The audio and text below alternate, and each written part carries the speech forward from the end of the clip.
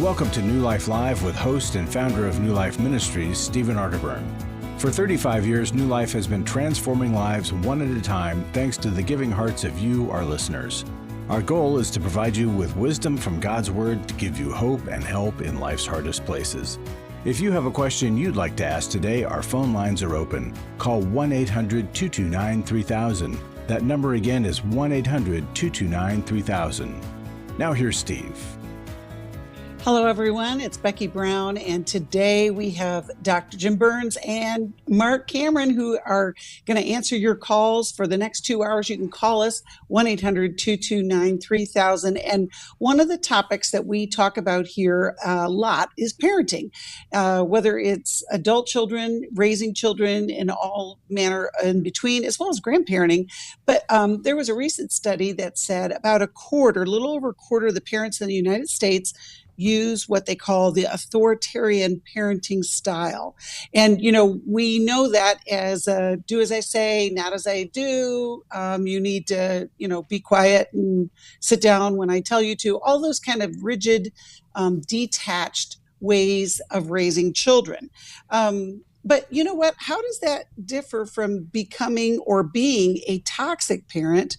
And what effect is there on kids that are raised in this style? That's, small topic. Let's just start there. Jim and Marc, what do you think? Well, I tell you, I use the word rigid, and I always say to people, rigid parents equals rebellious kids.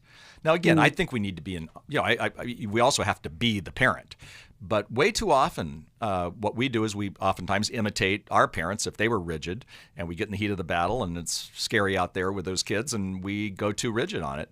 So I think it's important for us to not be too rigid and actually not be too lenient, because then we become rudderless and our kids don't know what to do. There's a whole value neutral style of parenting that, of course, doesn't work either, and we can't be their best friend. So there's a happy place in between where we have to be the parent. And I just say lead. There's a difference between leading and being so authoritarian that your kids are going to rebel. And if you are too authoritarian, your kids are going to lie. Your kids are going to they're going to see you as not safe. And so I think we have to be careful on that. And I get it. Sometimes that works. You scream, yell, and shout, and it sort of worked, but it worked for a very short time, not in the long haul.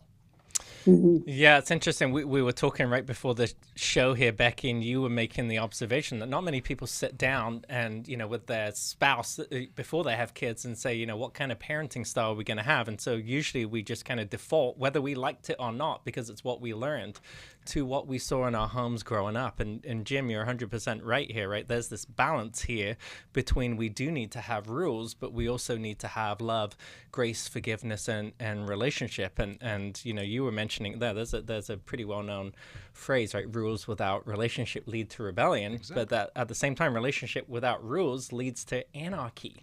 Right? I love that. So we got to find a balance here, and we're going to get it wrong as parents. I mean, there's no perfect parent out there, right? It's about though coming back and saying and apologizing and saying this is what was happening inside me. This is why I was scared. I'm concerned. And then just checking in with our kids. And so it's about learning to find that balance here. Yeah, it is. And by the way, Becky, wouldn't you like to have Marc's voice? I want that voice. But, I remember one of the times with my daughter, Christy, she was 12 and she was driving me nuts. And I screamed at her. And I'm not a screamer. I'm not a rager. My dad was. So I'm just the opposite. I stuff. And I said, Christy, that was all about me and that was not about you. And I'm so sorry. Will you forgive me? And you know what? That changed our relationship. That was a form of discipline in some ways by me admitting my mistake. And I think we need to do that as parents sometimes. Yeah, it is so powerful. And I know we talk to so many people where their parents have impacted their life, not in a good way. That toxicity just continues and then we have to undo it.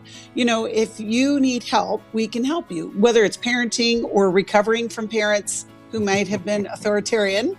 You can call us 1-800-229-3000, or if you have something else on your mind that we can help you with. We love to help people, and we're here for it for 2 hours today. So give us a call. We'll be right back after this.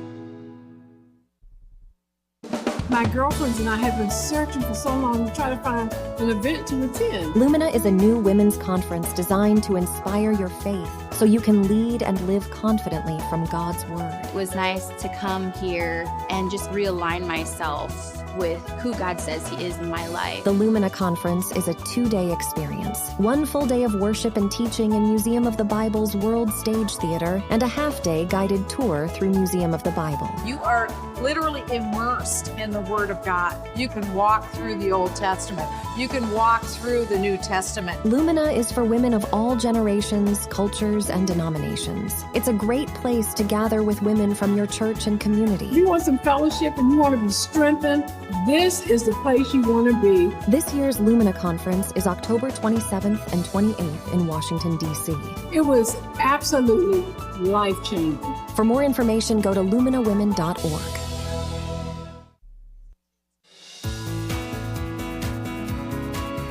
To find out more information about New Life or to order any of the resources mentioned on today's program, call 1-800-NEW-LIFE. Now back to New Life Live. Welcome back. You know, if you are raising kids, good chance that you're married, and marriage and raising kids, it is so much fun. It can be really a great thing, but there can be other experiences that can be challenging, but we want to help you with this. We have our Intimacy and Marriage Workshop coming up this weekend in Washington, D.C. There's still time for you to be part of that. And whether you have a struggle in your marriage, or it's just time for you to set apart some time to do something about your marriage. You know, we want you to have a great marriage that is strong and life-giving. So, you know, check it out. Go to newlife.com or give us a call and we'll give you all the information.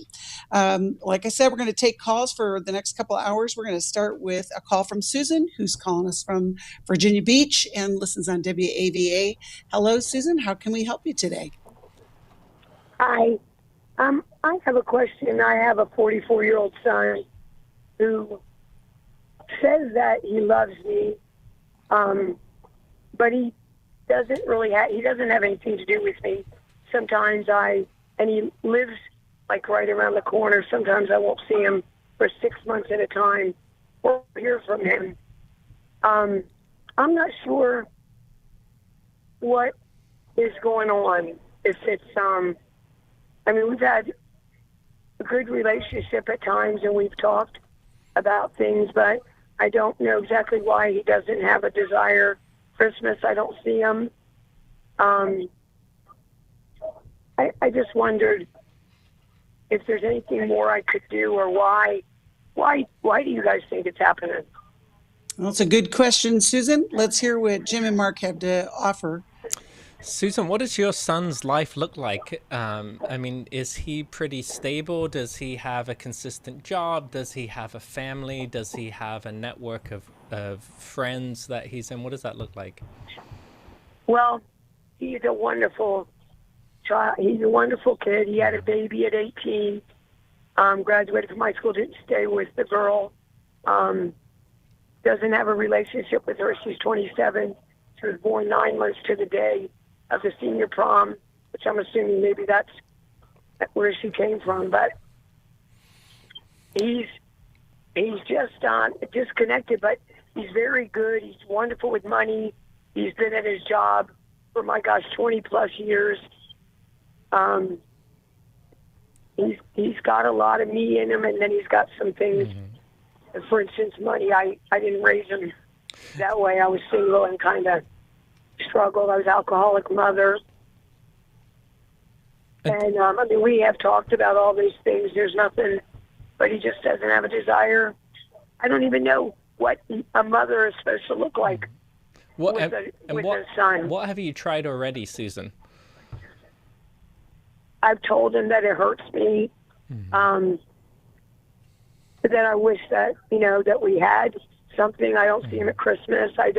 He just doesn't have, I don't know if I instilled this in him because I did suffer from some of this stuff myself with family, depression, and other things that I'm treated for, and I don't drink.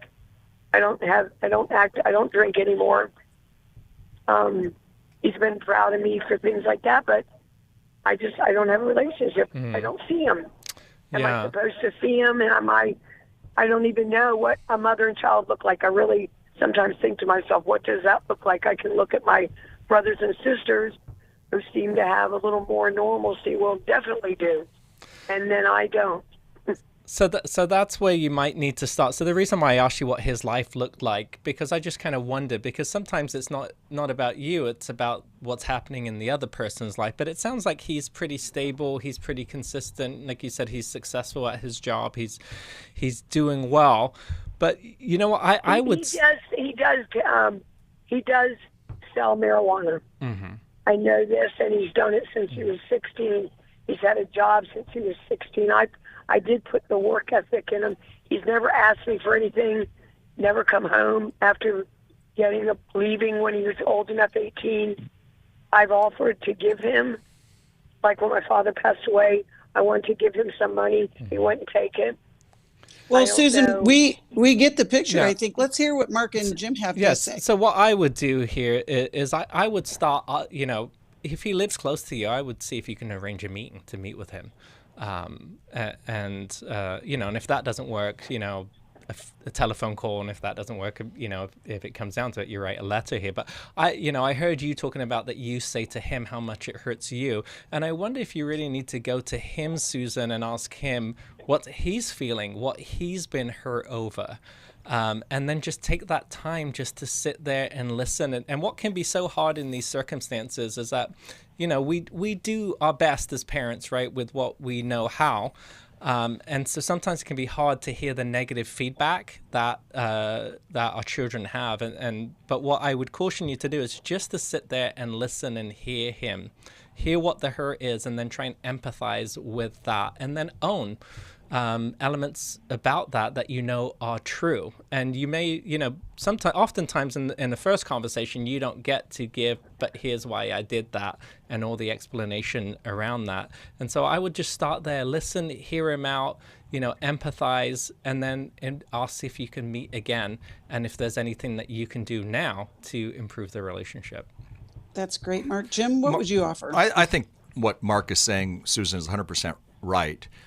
And if you can't go to that step first, maybe there's a step at the beginning where you ask him for coffee, never in the heat of the battle, and you just simply say, in this new season of my life, I would love to have more connection with you. What would that look like for you? And again, this is not the time to tell him those needs. Find a support system around you where you can share, I don't know what a parent looks like. I don't know what a mom looks like in this thing with a 44-year-old. All those things. Don't say that to him. Just literally say, hey, what does a connection look like to you? And if he goes deep and starts with where Marc was going, fantastic. If he doesn't, you've laid the groundwork for another conversation. I've often said to people who are married, would you be willing to give 1% of your time per week to each other? And nobody raises their hand and goes no.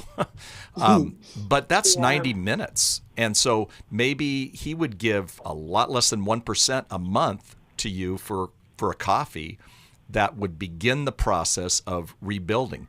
Because of the past, and again, we can't go into deep detail here, but he may not feel safe. I mean, you were an alcoholic, you had these issues, and so he may be still putting some of that in his head, and he needs to see the new mom. And the new mom isn't asking for anything. The new mom isn't using him as a person just to kind of share all your hurts about him with. The new mom says, "How are you? What's going on? Tell me about your 27-year-old. What's how's your work?" On and on and on, and almost cheerleading him. Sometimes that's the breakthrough that then gets you to the place where you can have that deeper talk. Yeah, I agree. And we're going to send you a copy of Jim's book, Doing Life with Your Adult Children. Susan, another option, it's kind of like somewhere in between what they just said, is you're going to create a new relationship. You have been separated from him for so long and such a disconnection. I would encourage you, like you're saying, Jim, and we can get you connected with the Life Recovery Group too, Susan, to kind of, have that community. But also your intention is to be connected with your adult son. That's a great intention. And not to fix everything, but just say, hey, let's go to coffee. Hey, at Christmas time, can you come over and, we'll just have dinner together. Like begin to create rhythms that don't have expectations attached to them. And it's, listen, you're not the only one that's trying to navigate these waters and don't have a map. You might need a nap, but but it is challenging. But we'll send you a copy of Jim's book, and I think that will encourage you along this way. I'm looking forward to hearing how that goes. Susan, you'll have to give us a call back. We're going to continue taking calls, 1-800-229-3000. Now we're going to talk with Byron, who's calling us from Fort Meade, Maryland. Listens on WAVA. Hello, Byron. How can we help you today? Hi, good morning or good afternoon. I actually have changed my question up a little bit since I spoke to the young lady. Before I was going to ask, first of all, I am not a parent. I am an uncle. I do have, some disciplinary authority, and I'm a military guy, so mine has, been pretty stern. But I'm hoping to be married. And as far as raising kids, I mean, what exactly would you say is a good starting point or balance? Because I mean, I was raised. My mom was a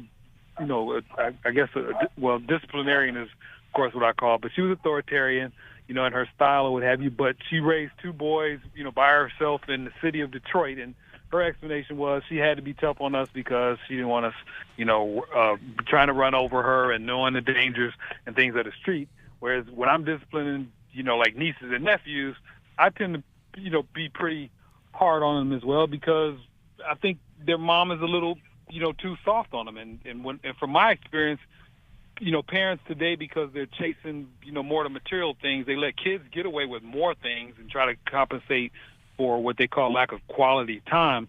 And both can be harmful, to me. So I'm really trying to, I don't believe, because I got the crap beat out of me for like little, kind of ridiculous things, like even like bedwetting and things like that. I know it didn't work for me, and it's not something I would want to do, for a child. But at the same time, I want you to know that, hey, I'm the adult here, and you're the child, so we need to work this out, one way or the other. Right. Well, Byron, that's a great question as an uncle, because you are part of the parenting circle, right? But that would be more of a discussion with the mom and dad about how much you have to offer. But it's a great question, though, of, how can you speak into their lives? Jim, I also want you to address what Byron's talking about, where, you have a single mom raising boys in a tough world. And this is kind of what we were talking about, the frustration that comes with parenting, right?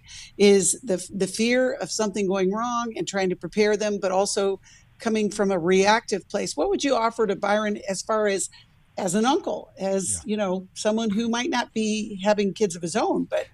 Well, I love your question, Byron, and I love that you care for your nieces and nephews like you're talking about. That's amazing. And actually, your mom, no doubt, did the best she could with what she's got.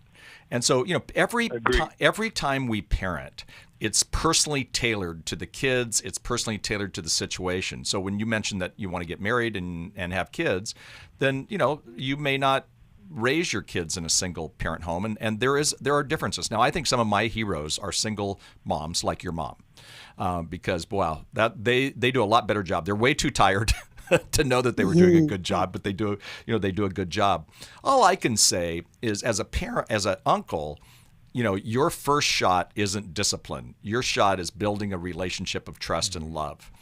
And with the parents' permission, sometimes there are, and obviously you got to keep it, sane, but you don't want to be the disciplinarian that your mom was to your nieces and nephews. That's not your position.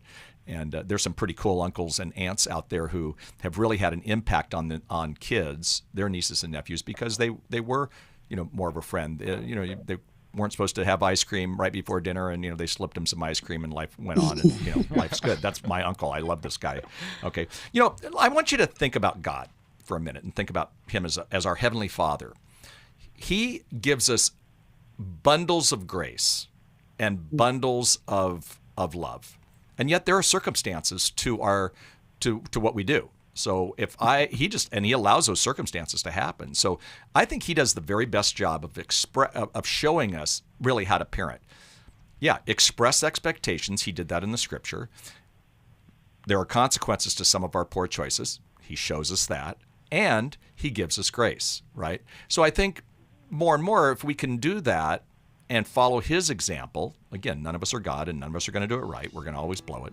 That becomes one method for us to give as much grace as we possibly can and express our expectations and hope, and then allow consequences to happen. I love that. Well, Byron, hold on. You can hear the music. We're going to go to a break and we'll hear from Marc after the break. But I love the illustration you just gave, Jim, of, God is our Heavenly Father and does set up parameters for us to have the best life that we can. And that's parenting 101, right? It's, keeping care of our children. Maybe it's a roof over their head, food in their stomachs, a place to sleep, and then a million other things from there. And, we need all the help and prayers we can get. But Byron, it's also, being a good uncle or grandparent or next door neighbor or a church member, all those people speak into our kids' lives. We'll be back.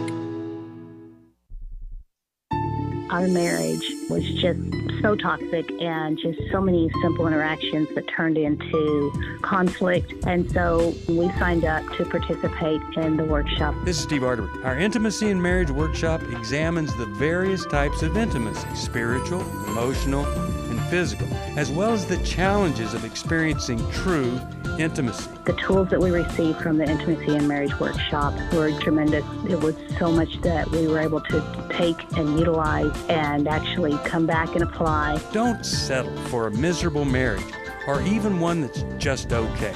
It's possible to have that great marriage you always want. The next Intimacy in Marriage workshop is July 28th to the 30th in Washington, D.C.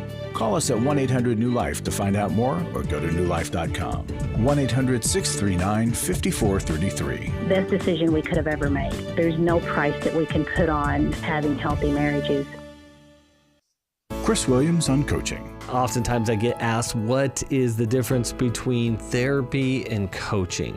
The biggest difference between the two is that a therapist is going to be looking for a diagnosable mental health condition, whereas a coach is going to look at a particular issue and help a person work through that. If you need a coach, call New Life today and ask about the New Life Coaching Network. Our coaches have been trained and screened with the same intensive process we use for our network counselors. If you're looking at an issue in your life that you just kind of want to change, whether it be your weight or leadership or other areas of behavioral patterns, check out coaching. There can be some really, really helpful things for you. Take control of your life and take action to achieve your goals. Call 1-800-NEW-LIFE. That's 1-800-639-5433 and talk to us about getting a New Life coach.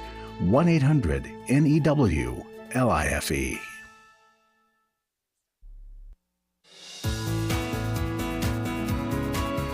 We'd love to hear from you. If you have a question or a comment, call toll-free 1-800-229-3000. Now back to New Life Live. Welcome back. We are talking with Byron, who wants to be the best uncle ever, and also talking about just the experience of growing up in an authoritarian household, not out of intent. His mom was doing the best that she could given the circumstances. And we heard from Jim, but I'd love for you to speak into this, Marc. Yeah, well, I love your question too, Byron. I like that you're thinking about, what kind of parent that you could be and how you can be involved with your nieces and nephews here. And it's such a, as Jim was saying, such a critical role here because oftentimes, our kids, we have some good friends because my family and my wife's family, they live far away, but we have some good friends that my kids respect, and oftentimes, they'll go spend time with them, and then they'll come back and they'll apologize to us or say, so-and-so said this, right? And it's all the stuff that we've been saying to them, but for some reason, right, our voice is, filtered out. And so it's so important that you're in their life because you get to be that voice that either reaffirms or, like Jim was saying, gets to kind of be a break for them, give them ice cream or whatever it is. I think a great place to start is to read a parenting book. And I know there's like a million of them out there, right? And it's where do we start? But I would recommend starting with the book, How We Love Our Kids. And we call it parenting because really it's about the parent. It's not really about the kid. It's about the parent. And what I love about How We Love Our Kids is it starts off, helping the reader understand what type of parent they are, first, and then about the kids and about how your background and your upbringing has affected you. And I think some of the stuff that you're not going to know until you actually have kids what actually does start to come out of you. But if you have a resource and something that you can check back in with, and that gives you a plan to start with. So I highly recommend reading that. I think you'll we will send you a copy, Byron, and we can't wait to hear how that all goes. And how we love our kids, or how we love can explain where we come from. And one of the first questions that Milan and Kay Yurkovich asked in those books is, what is your first memory of being comforted, receiving comfort? And as parents, we are the primary caregivers, and sometimes we're not very comfortable.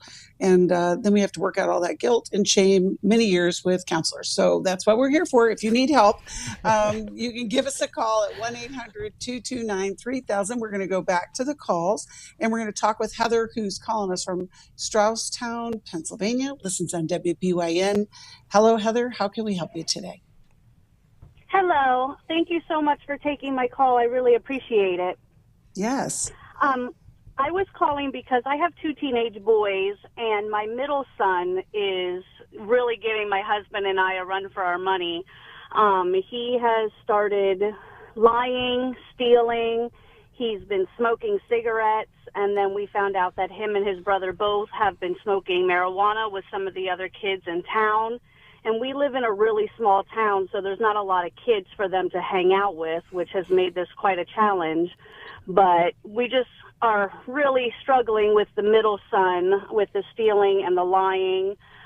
When we found out that they were smoking marijuana, we had bought home drug tests, and we told them that they have 30 days to, get clean, and that we would be giving them this test in 30 days. And we're coming up on about a week and a half now till we give that test. And we're both kind of nervous. We're hoping that they kept their promise to us and they haven't been sneaking out of the house like they were. And but my middle son is still lying and stealing. And we don't know what to do. We've tried every form of punishment you can think of, and it just seems to push him further away and even make him angry. There's been times where he has even said about wanting to kill himself or run away.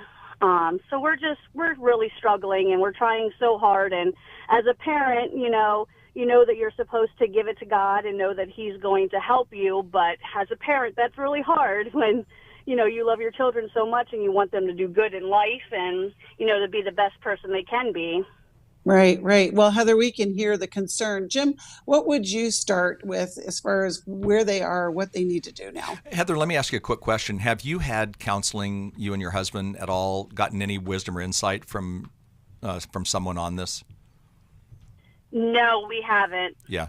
My suggestion always to a mom and a dad who have what I call a troubled teen is, the Bible says where there is no counsel, the people fall. In the multitude of counselors, there is safety. And it's actually a scripture about war, right? Going to war, have counselors around you. Well, in some ways, you're in a battle and a war with your kids. Hopefully it's not a physical battle, but it really is. It's a battle for their soul. It's a battle for them making right and good decisions. So, first step is, I just think by you calling, that's your good first step. And I would suggest strongly. And if you feel uncomfortable because you live in a small community, then, go outside of the community, but get some help. And again, you can read books on teens. This behavior is not that uncommon. So there's lots of good parenting books on this. Okay. I would do that. Okay. And then, when we come back from the break, I've got a couple of thoughts about them, and then I'll hand it over to Mark. But there is hope. Kids make some really goofy decisions when they're teenagers, and they grow up and become adults, and they become responsible. So let's try to help, when we come back, your boys become responsible adults who, they bumped a little bit, and let's help them. Yeah, I love that idea that maybe today, Heather, is the first step in a new direction.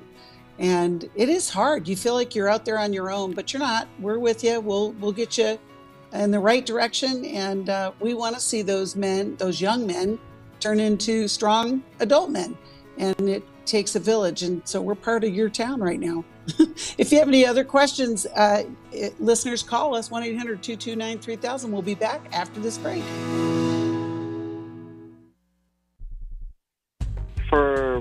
of my life, I've been dealing with an opiate addiction. Why is opioid addiction quickly becoming one of our nation's biggest killers?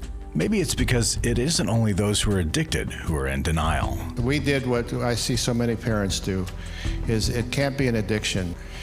There's something medically wrong. It's impossible to solve a problem when you don't know what you're up against, and families will try to find any explanation except the one that will put them on the right path. Alcoholism and drug addiction is a family disease. It doesn't affect just the individual. If someone you love is abusing painkillers, know what you're up against. It's time to admit it's addiction and seek treatment. Call us today at 1-800-NEW-LIFE. We have Christ-centered partner treatment centers around the country. Call 1-800-639-5433 or visit us online at newlife.com. We just made a decision. We will do whatever it takes. 1-800-NEW-LIFE. I was sort of vaguely familiar that the 12 steps had some origination in the Bible. I found Life Recovery, and one of the things I liked so much was that it had such a broad appeal. It wasn't limited to just alcohol or drugs, that it was addressing a wide range of problems. At New Life, we believe everyone can benefit from a life recovery experience. There are life recovery groups all over the country. They take place online, in conference calls, and in person. And if there isn't one in your area, we can help you start one. We have startup materials, leaders' guides, CDs, Bibles, and more, all with discounts available for groups. Call us at 1-800-NEW-LIFE and ask for Terry Ward. The 12 Steps have long been a great help to people in recovery because much of the 12 Steps' power comes from the fact that they capture principles clearly revealed in the Bible. The 12 steps is really a pattern for all of us as Christians. Call 1-800-NEW-LIFE. That's 1-800-639-5433. We're glad you joined us for New Life Live. To be a part of the program, call 1-800-229-3000. Now back to New Life Live. Welcome back. In case you didn't know, New Life has a coaching network. So if you need help, whether it is in leadership or in finances, it could be in a number of different things, physical improvement. You can get connected with a coach who can help you get some strategies in place and pathway forward. And if you need one of those, you can give us a call, 800-NEW-LIFE, and we'll get you connected. Right now, we are continuing to talk with Heather, who's raising some teenagers. God bless her. And so we're talking about her son, her 14-year-old son. And we were talking with Jim. Jim, you had a few more things before we go to Mark. Yeah, a couple of things, Heather. First of all, great idea to do the drug test. I actually want to add a word, random drug test. You know, you're giving these kids, you're giving both your boys 30 days. They can read the back of the box and see that, you know, sometimes it'll, in 7 days, you know, it gets out of their system. You might want to say to them random. We're going to start doing random drug tests instead of the 30-day thing, because again, that way you're keeping them on their toes, and that helps. You know, here's a phrase. You know, people support what they help create, and there's going to be a time, whether he's acting like it or not, he doesn't want to be addicted to drugs. He doesn't want this stuff. And he at 14, he may not have the ability to understand that yet. And so, you know, if you create a plan that's going to work for your family, I mean, look at, you got 4+ years with him, at least, the 14-year-old. And so I would try to have somebody help you. When we're talking about counsel, I would have somebody help you create a plan that is workable on your side and on his. And again, like I say, if you can do it not in the heat of the battle, then sometimes I find that even kids will say, well, yeah, I don't want to do this. And, you know, here are some circumstances that, you know, you begin to create the circumstances together. But it's tough love, you know, and tough love says that we don't just shun and get angry at our kids, but tough love says we allow the circumstances of their poor choices. Now at 14, they don't have they're not making a good decision. They don't know how to make a good decision sometimes, especially because they're already doing this. So I'm going back to the idea of, you know, getting some counsel, getting some coaching. Like I say, there's some great books on teens. My PhD is in adolescence, and so that's kind of what I've done with my life. And there's some great books that could help you at least develop the plan. Now, again, you know, a sinner marries another sinner, and then we have sinnerlings. That's my little joke on it. And so it doesn't always work out exactly like they say in the books, right? I mean, I have a book called Understanding Your Teen, and there are times when I go, well, it doesn't work with my kids when they were teens, So please don't think that every person who writes books on it, has it all together. But again, I would develop a plan. You don't want to parent by circumstance and chance. And I'll just tell you right now, it's above your pay grade. It's over your head. So bring somebody in who can help you do this. And you know what? You might find some real hope, and you also might find a 14-year-old that, figures it out. And when he figures it out, now it's a part of his story and part of his testimony. But, he came clean. Mark? There you go. Great. Yeah, I think you're on the right track here, Heather, with doing the drug test, like Jim's saying, random is a good way to do it. I would just make sure, read the back of the box. That there's a lot of good instruction on there, and if you do it randomly, do it within the time frame of what the box says, right? If it's every 7 days, and then you may want to mix it up, Tuesday, Wednesday, Thursday. Just don't go more than 7 days, so that they know that they can't beat the test. The other thing that I would do is I would probably check for, not just marijuana, but for nicotine. Too, and maybe even alcohol, and you do all three things at the same time. I think you said that you might have written something out in a contract. Is that right?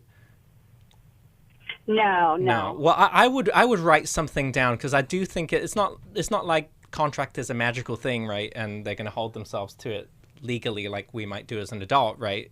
But it is good to put things down on paper. But that way it's clear, and you can go back and you can reference it. And I would also make sure that, like, if this is not done, like, this is what the consequence is of that. And you're going to want to try and match those two things up, right? Having a natural consequence to the infraction.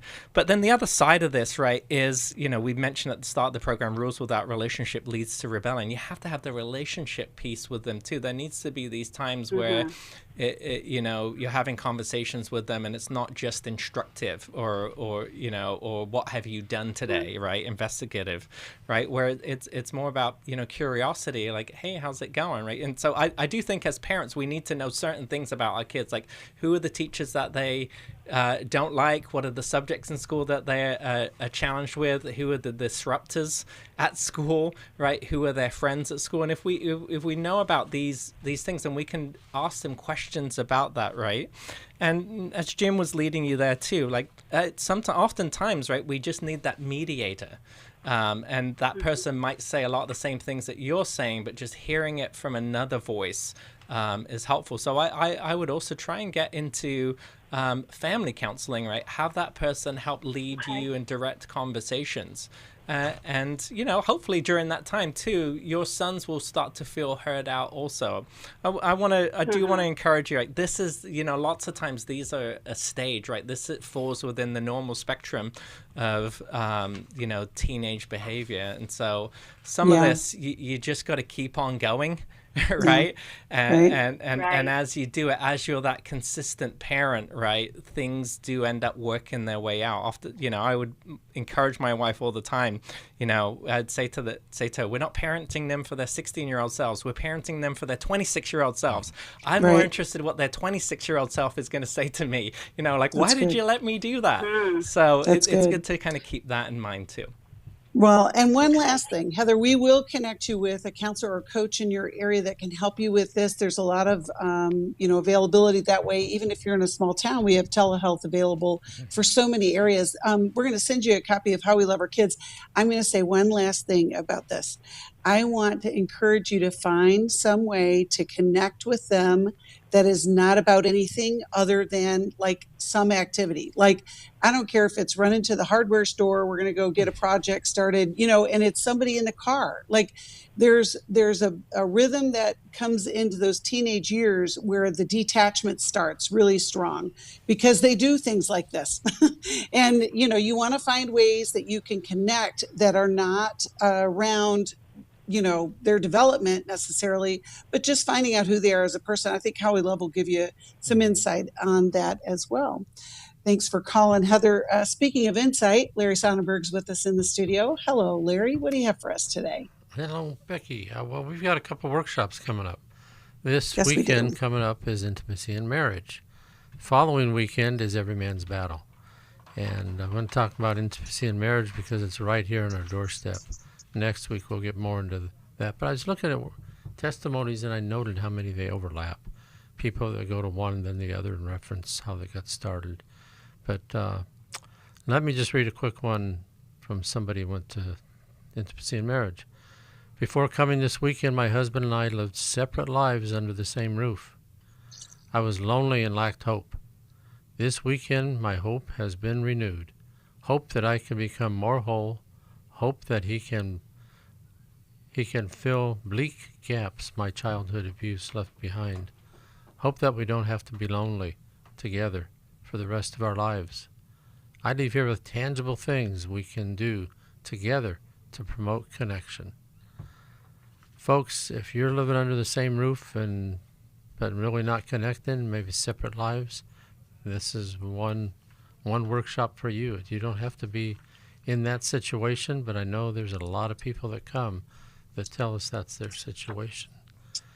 And to help us too, I would just ask that you might consider a gift to New Life. We have a gift this month. It's Every Day is a New Life.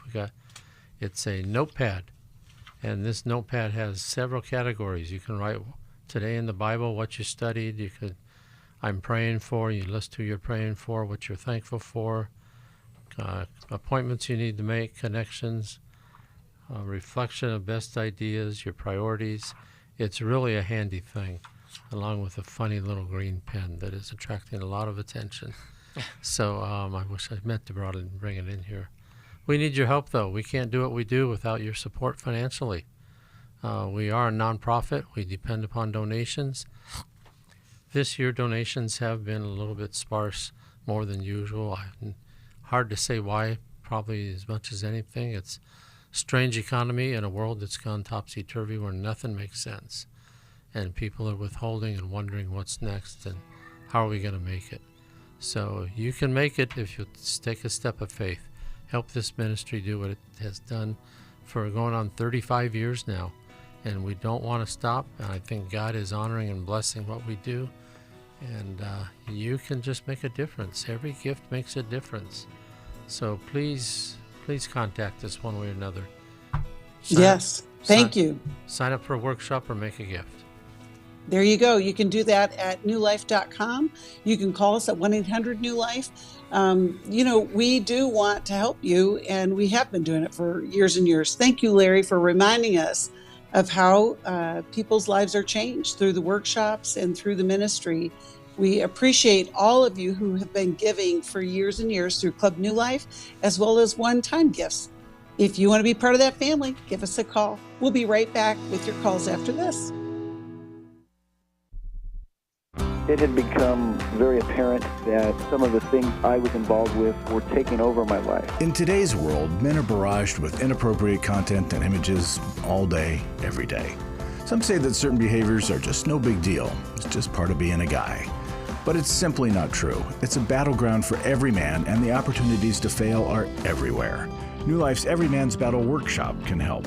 After 7 years, just one weekend, a completely changed man. For over 20 years, New Life Ministries has been helping men regain their integrity and purity through their one-of-a-kind Every Man's Battle Workshop. He said, I think this is something that every man should go to. Married, dating, it was definitely life-changing. Now the workshop is coming to Dallas, Texas, August 4th through the 6th. Don't wait for him to call. To find out more, call 1-800-NEW-LIFE or go to newlife.com.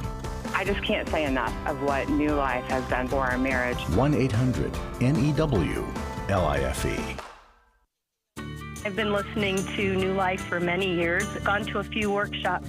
I want to support a ministry that helps people connect with God and with others and gives them the tools to help transform their lives. You can help New Life Live stay on the air by joining Club New Life today.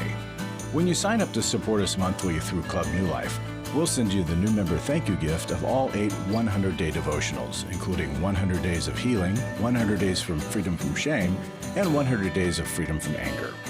There are also ongoing benefits like the monthly Club New Life CD or download, access to the Club New Life video library, quarterly resources, free shipping on purchased resources, discounts on workshops, and quarterly online meetings with Steve.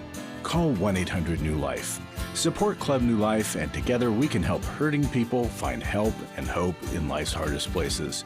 Call 1-800-639-5433 to join Club New Life today.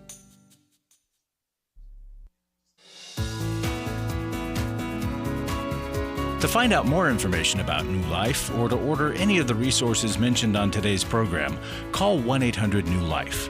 Now back to New Life Live. Welcome back. We're so glad you're listening and calling. We have a few lines open and we're going to take calls for the next hour. So give us a call at 1-800-229-3000. Right now we're going to talk with Elizabeth, who's calling us from Azusa, California, listens on KKLA. We're so glad that you called, Elizabeth. How can we help you today? Hi, thank you so much for taking my call. I'm a bit nervous, so I wrote down what I wanted to share. So I just recently discovered June 11th that my husband cheated. He said he was at work, but instead he spent the whole day with a woman and got a hotel with her. He's, blaming me for the affair, blaming me for not being the wife that he needed me to be. He's not remorseful. He's definitely exhibiting narcissistic behaviors. He doesn't share his location with me. He has another phone in which he does not want to give me the code to. He's asked me what I want. It seems like he's more concerned about the financial losses that he'll have if I were to divorce him. He's not willing to go to counseling at all. I feel like I'm the only one that's putting in the effort into this marriage.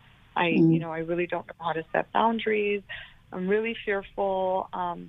But I've come to the point where I'm finding myself wanting to implant voice recording devices in his phone or his car, because I feel like that's the only way. If I have more proof that he's continuing this, then that's going to be my way out.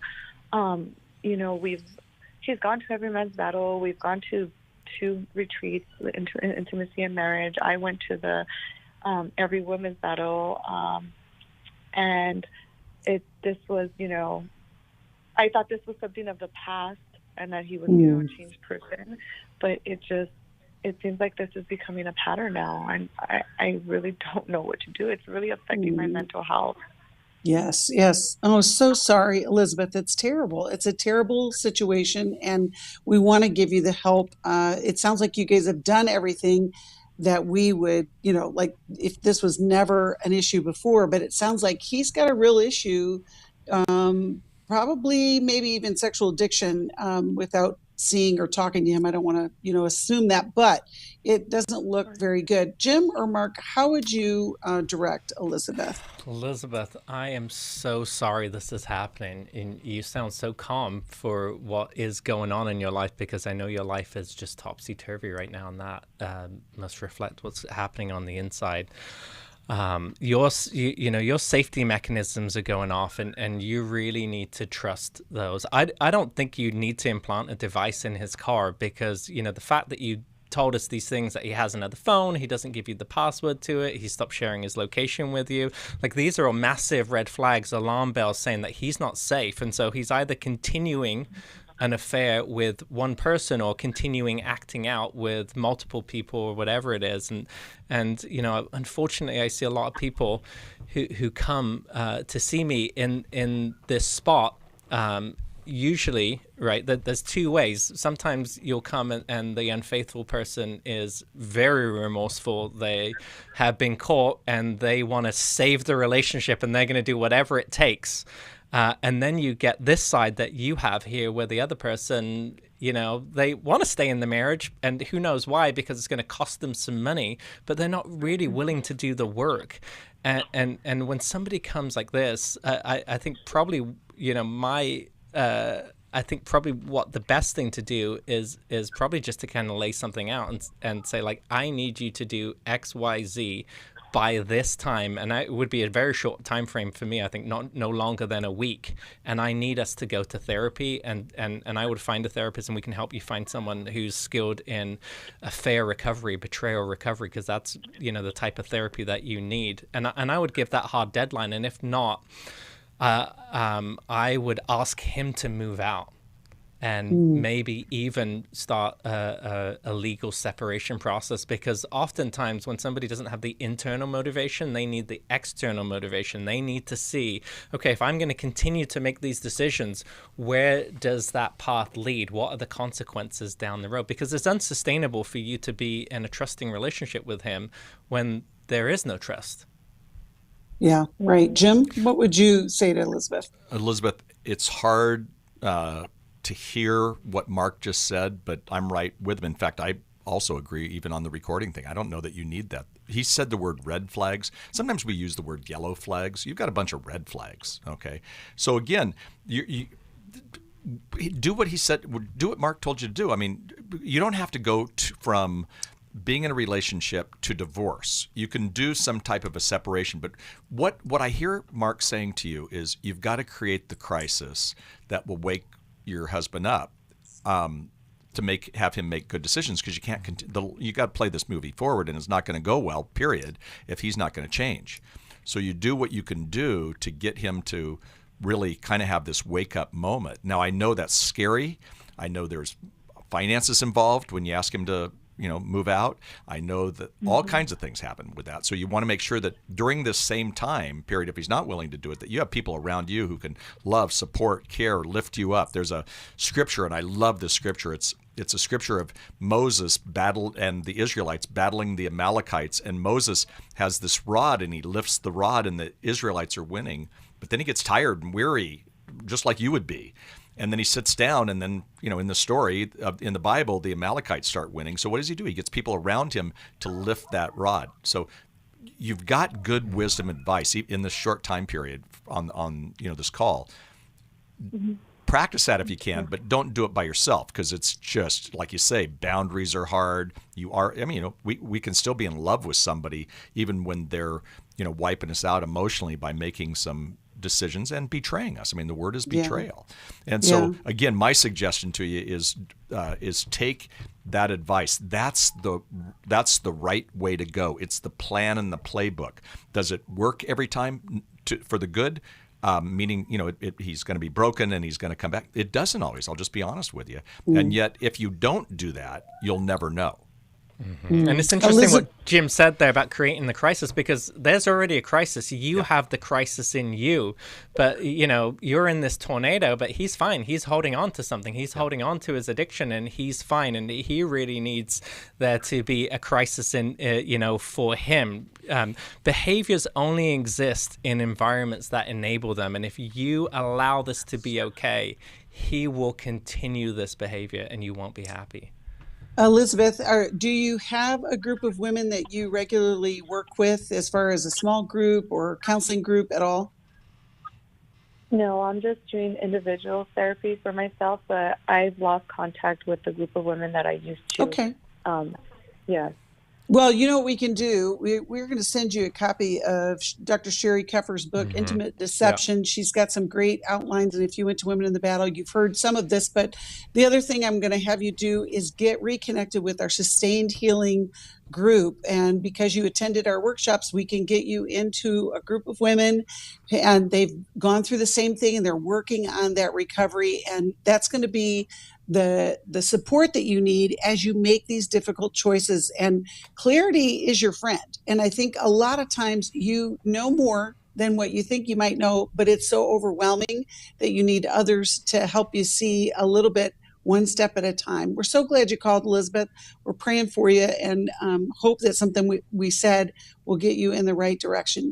Jim and Marc, we've heard a lot of pain today from lots of different areas, but we know that there is help and there's hope. It's really the challenge to believe that. But any closing thoughts before we go? I actually believe that when we're in pain, oftentimes before freedom comes pain. So we got to lean into our pain, work through it, and that's then when we get some of the freedom. That's awesome. Thank you, Jim. Thank you, Marc. And thank you, listeners. Stay on the line if you're online. We'll get to you in just a minute.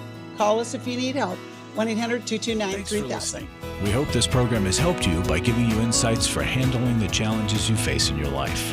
We want you to know that we're here for you, but you also need to know that New Life Live is a listener-supported ministry. To make your donation or to get any of the resources mentioned on today's program, call 1-800-NEW-LIFE.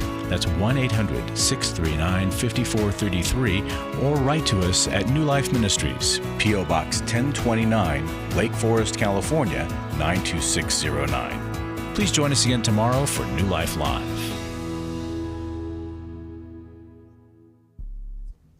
Hi, thank you for watching New Life Live. You know, New Life Live is a Christian counseling program where we deal with the hard questions about life, relationships, kids, free choice, freedom of will, whatever. It's all right there on New Life Live every day, every weekday, 1 p.m. Eastern, 10 a.m. Pacific. If you want to call into the live broadcast, you can find the schedule on newlife.com or click the social media link right below.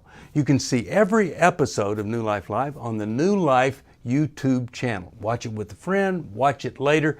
Be sure to subscribe and hit that bell so you'll never miss another episode. So if you want to listen on the go, download the app. The link is right below.